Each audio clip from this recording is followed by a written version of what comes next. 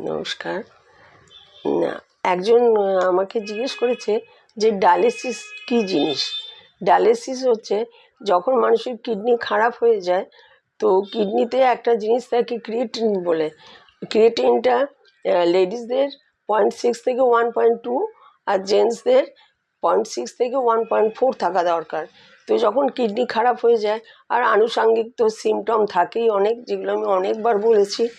তো যদি সেই সিমটমে আপনার কিডনি খারাপ হয়ে যায়, তো কিডনিটা যখন অনেক বেশি খারাপ হয়ে যায় আর একদমই কাজ করে না, কিডনি তো আমাদের ব্লাড পিউরিফাই করে, তো যখন আমাদের ব্লাড পিউরিফাই করতে পারে না, আমাদের যত টক্সিন আছে ইউরিনের থ্রু দিয়ে ওটাকে বার করে দেয়।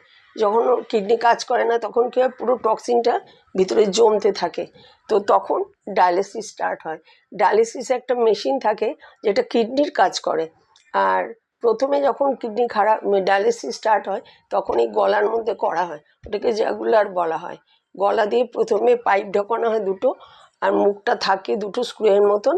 এখানে প্রায় 1 মাস মতন রাখা হয়। এখানে 1 মাস থাকতে থাকতে আপনার হাতে চ্যানেল বানাতে হবে। তো সেই চ্যানেলের থ্রু দিয়ে আপনি যতদিন বেঁচে থাকবেন, ওই চ্যানেলের থ্রু দিয়ে আপনার ডায়ালিসিস চলবে।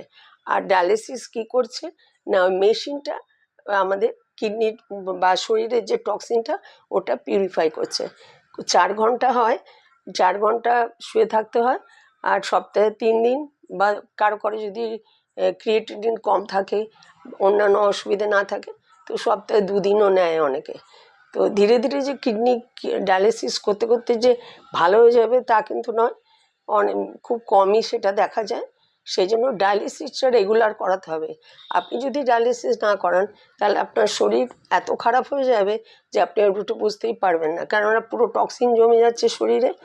ডায়ালিসিস যখন শুরু হয়, তখন ইউরিন পাস আউট হয় না, কেননা তখন ওই মেশিনটাই ওই কাজটা করতে থাকে। আশা করি বোঝাতে পেরেছি আপনাকে ডায়ালিসিস কী জিনিস। আজ এই পর্যন্ত রাখছি। আমার চ্যানেল জানার জন্য, আমাকে কমেন্ট করার জন্য অনেক অনেক ধন্যবাদ।